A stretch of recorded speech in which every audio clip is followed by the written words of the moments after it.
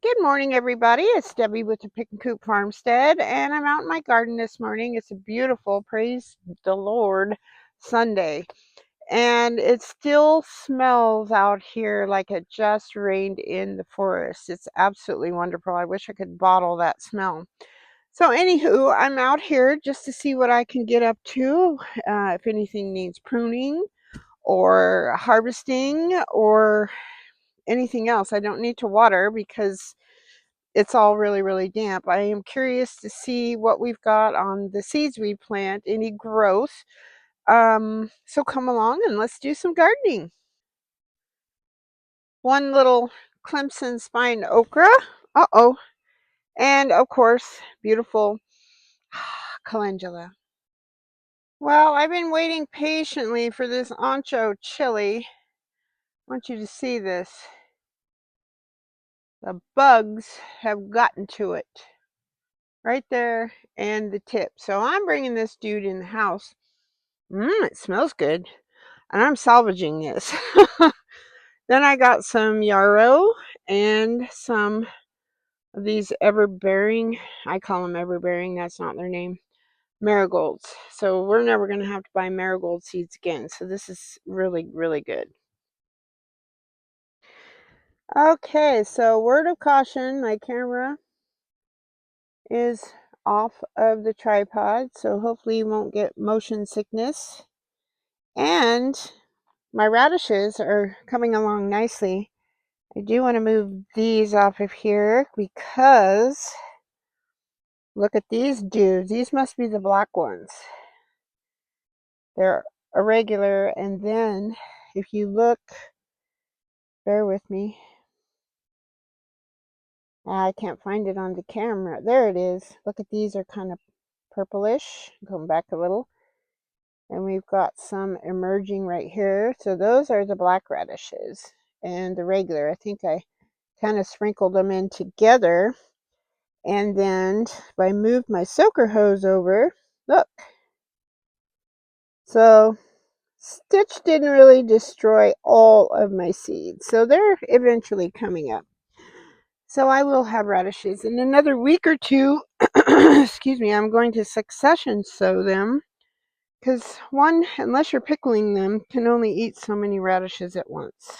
And one could never stop marveling at this ideal, let me go this way, the sun keeps off it, ideal market pole bean. Look at that. It's crazy. And I love my dills. I always get sad when it's time to harvest the last one. It's just a sea of dill. And over here, I've got all kinds of baby tomatoes. These are, I think, Oregon Spring. Yes. Look at those. Oh, that one's getting larger. I'm excited about that. Nothing's turning yet, but it's not quite big enough to do that. But look at all these. So excited. They are growing, some of them are going to a lighter color instead of the dark green, so that's a good sign. Then we have over here this little bean. This is a cattle bean. Sorry.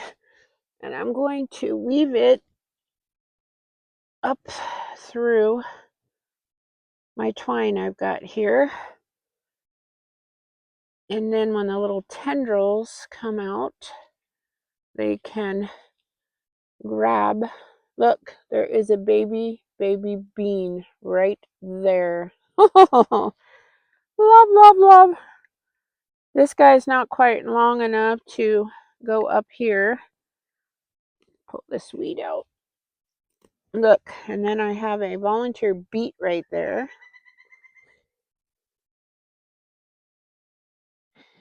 And this bean, this is a lima. And this one actually can go through that. And more baby tomatoes. Hello, Mama Kitty. Look who joined us. She likes to come out here and eat grass and bugs. Kitty, kitty, kitty, kitty. Mama. She's too busy eating grass. Okay, so now I am going to snip off. I just used my thumbnail. Snip off this basil. This is the basil, excuse me, that was almost decimated by the bugs. It was bad. But now, between the rain, I'm going to set these right here. Between the rain and the worm juice, they are looking absolutely fantastic. Now, once they get really big and bushy, I will just basically top them because I'm trying to, they'll try to go to seed and you get the same effect. It's just faster and easier than when they're little like this, picking each individual little group of leaves. And each time you do this, they grow back bigger, fluffier. There we go.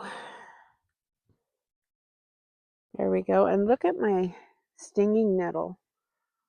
It's got a third and fourth little stems coming out the bottom.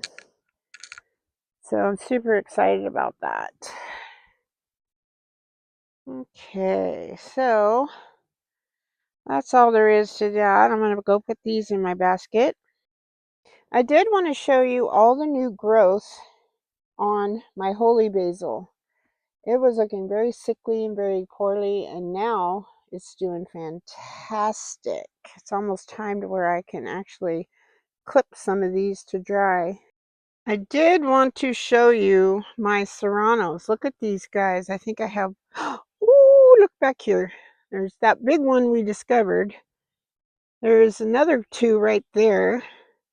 I think cutting back these marigolds was a super smart idea. There's a little baby right there. They're getting more sunlight that way. So I'm super excited about that. Those are my favorite out of the hotter peppers, the hot peppers, I should say, period. So I'm super excited about that. Hopefully the bugs don't eat those. I did want to show you my green zucchini. Look at that dude. He's still got the baby down there, if you can see it right there. I think the rest are females because there's no, oh, there is a male down in the very where that dried flower is. And look who joined us. Boogaloo woke up. I've got a silver slicer. I'm going to snip that little fella right off of there. He's coming in the house with me. I might make a cucumber salad for tonight's dinner. I have enough gathered up. Oh, look. And we have these little guys.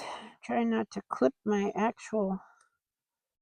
That'd be just right for pickling whole. These are homemade pickle cucumbers.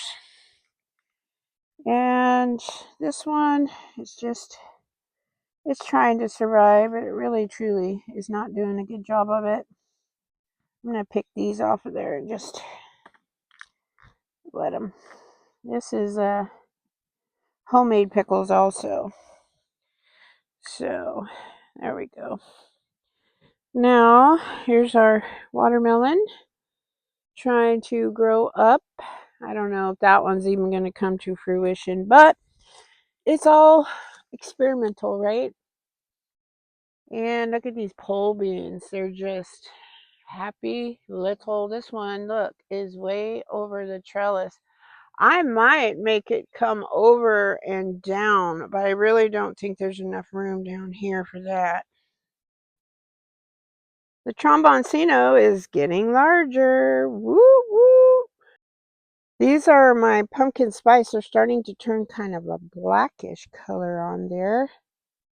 I wonder if they have to do that before they turn orange. I really don't know, but we'll find out. Look at the cilantro. These are just seeds I threw in here. So I can start harvesting that like whenever I want, really. Beautiful zinnias. The flowers last so long. This is the first one that bloomed, and look at it. It still looks really good. And these are zinnia seeds that I threw in, so they'll grow up big, and this whole back corner will be covered with flowers, which is lovely. I don't see any ripe strawberries for the bug. As you can see, this is my pumpkin slash squash bed. There's zucchini, there's Hubbard squash, there are the sweet little pumpkins. There is, I think, spaghetti squash, the princess pumpkins. They're all starting to really take off. So I do think that that is due to the um, worm juice and then followed by rain. So yeah, I'm excited about that. All right, guys, so that's all I have for you today. So I hope the sun is shining where you are. I hope you're happy, healthy, safe. Thank you so much, as always, for watching, subscribing, sharing. We're almost up to the 700s on membership. I'm just so excited, or subscribers, excuse me. You guys are wonderful. Thank you so much. And God bless you all. Happy gardening. Bye bye. Until next time.